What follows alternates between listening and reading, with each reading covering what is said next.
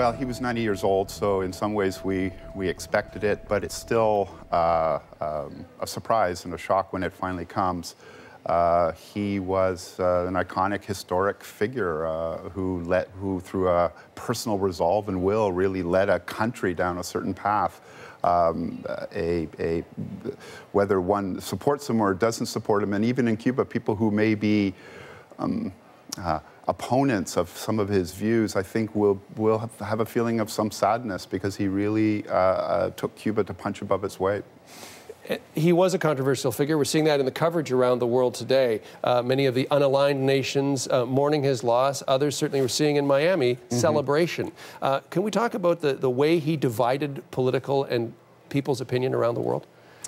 Well, he was a leader of, he was not a managerial leader by committee and consensus building. This was a person of steely resolve and unshakable belief in his own destiny and in his own capacity.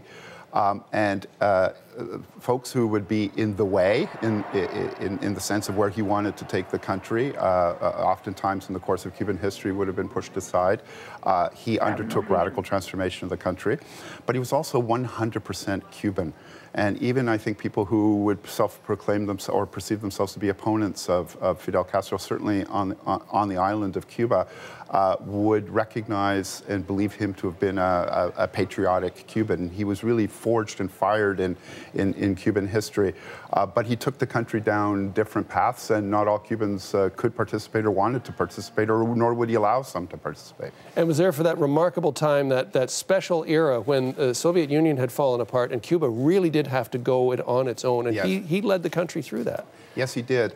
And one thing that Cuba has, partly because of who they are and their history and their culture, partly as an effect, actually, of the U.S. trade and investment embargo, this is a society with tremendous resilience and capacity to govern itself and to survive crises, from hurricanes through the collapse of the old Soviet socialist economic system that you just mentioned.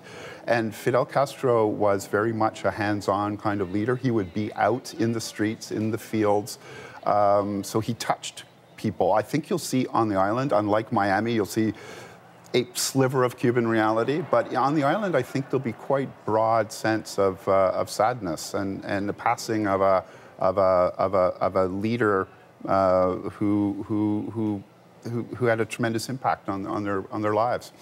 The Canadian-Cuban connection, very strong, led arguably by Pierre Trudeau visiting there in 1976. You had a chance to host events with him post-retirement as Prime Minister, yes, with Fidel Castro. What were those meetings and the relationship with Canada like?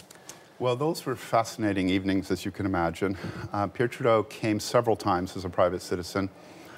He had met Fidel, of course, in 1976 in his quite famous visit on the island, the first only NATO leader to ever visit Cuba. He maintained that relationship. They would come for dinners, and just the two of them, and me, of course, as a fly on the wall, and would spend hours talking about world politics and the future of Cuba and pace of change, and he would seek Pierre Trudeau's advice. Fidel Castro was not a great listener. He wished to share his opinions with others, but I've never seen him actually listen to anybody like he listened to Pierre Trudeau. He would sit quiet for 15, 20 minutes. This was unheard of for Fidel Castro.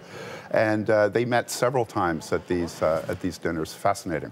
And how has that played out then in the history of the two countries, in Canada's relationship with Cuba? Canada had and has a special and unique relationship. We never broke our diplomatic relations. We are celebrating 70 years of unbroken relations. Along with Mexico, we're the only Western country not to do so. And under great pressure from the United States at certain times. This is one of the examples of a quite bold exercise of Canadian foreign policy.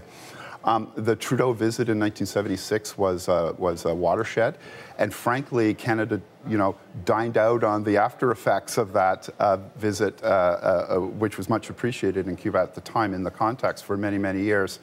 But we have an openness in Cuba. They appreciate us. The Prime Minister Trudeau, who just went, was in a way refreshing that relationship. But it is special. Finally, you got to meet Castro on many occasions. We've spoken about him as a political leader. We've spoken about his legacy. What was he like as a person?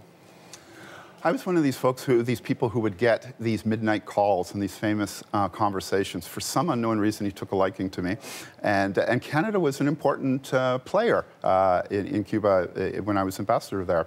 And you'd get a call at midnight to go over and chat with him, and tremendously curious, peppering me with questions about every imaginable piece of statistic and information about the grain harvest in Saskatchewan.